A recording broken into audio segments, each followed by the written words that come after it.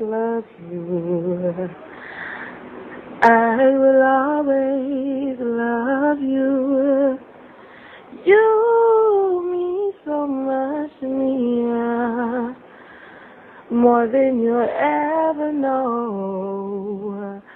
I will always love you.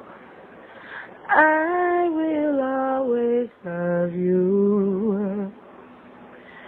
I just want you to know I love you.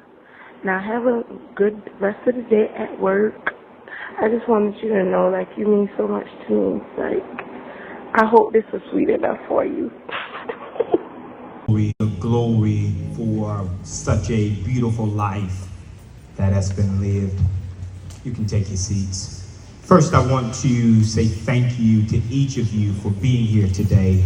Your presence, your prayers, your calls, your texts, and your visits does not go unnoticed.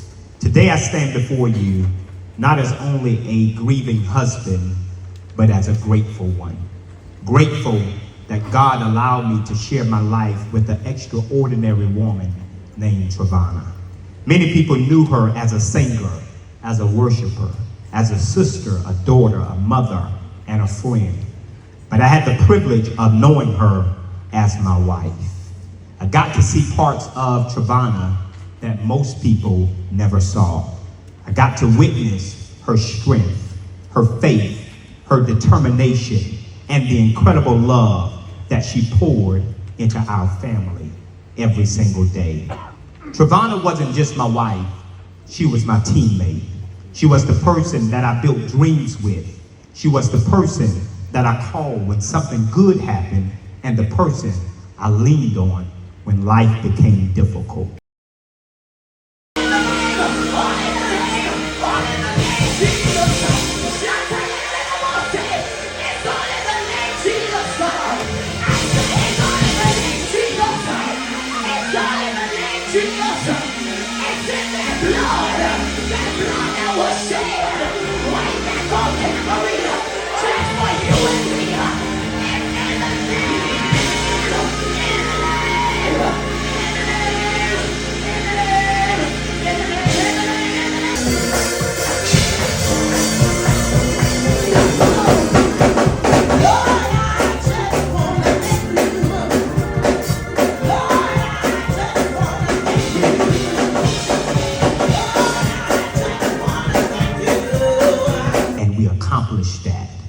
Remember the excitement, the paperwork, the stress, the waiting, and finally, about 2 years ago, walking into the house that became our home. It wasn't just a house to us. It represented prayers answered, sacrifices made, and a future that we were building together. We stood in that home and talked about what was next. We talked about our children. We talked about ministry. We talked about music. We talked about growing old together. Like every married couple would, we had plans. We had goals. We had things that we wanted to accomplish together. Just a few days before all of this happened, we celebrated 6 years of marriage. 6 beautiful years as a husband and a wife.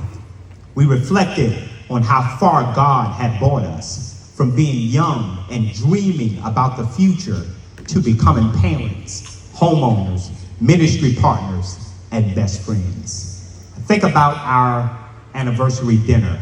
I think about the conversations, the laughter, and simply enjoying being together. For one evening, there were no responsibilities. There were no schedules. There were no demands. It was just me and the woman that I love. Those are the moments that I will cherish forever. Many people saw the public side of Travana, but let me give you a glimpse into the world that she lived. She was furious. She worried about everybody else before she worried about herself. She could encourage people while carrying burdens that nobody ever knew she had. She was the kind of person who would make everyone else was okay before taking a moment for herself. She celebrated my victories as if they were her own. She stood beside me when life wasn't easy. She believed in me when I doubted myself. And no matter what challenges we faced, she always found a way to keep moving forward. What I admired most about her was her resilience. Life wasn't always easy for us. We faced obstacles. We faced disappointments. We faced moments that tested our faith. But somehow, Travana always found a reason to trust God in the middle of it. She always found a reason to keep on believing.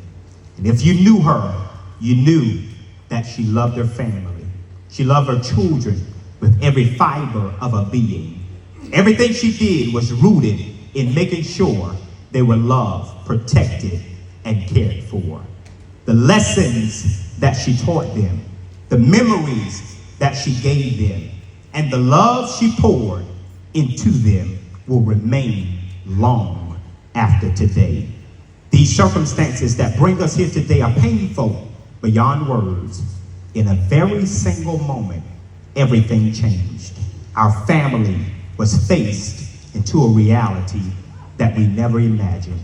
But I refuse to allow the final chapter of a story to define the entire book. Travana's life was bigger than a tragedy. Her life was filled with faith, with love, with music, with purpose, with sacrifice, laughter, and moments that matters. And that is what I want people to remember. To my sweetheart, if I could have one more conversation with you, I would simply say thank you. Thank you for the life that we built. Thank you for the memories that we made. Thank you for the house that turned into a home. Thank you for believing in me. Thank you for giving me our children.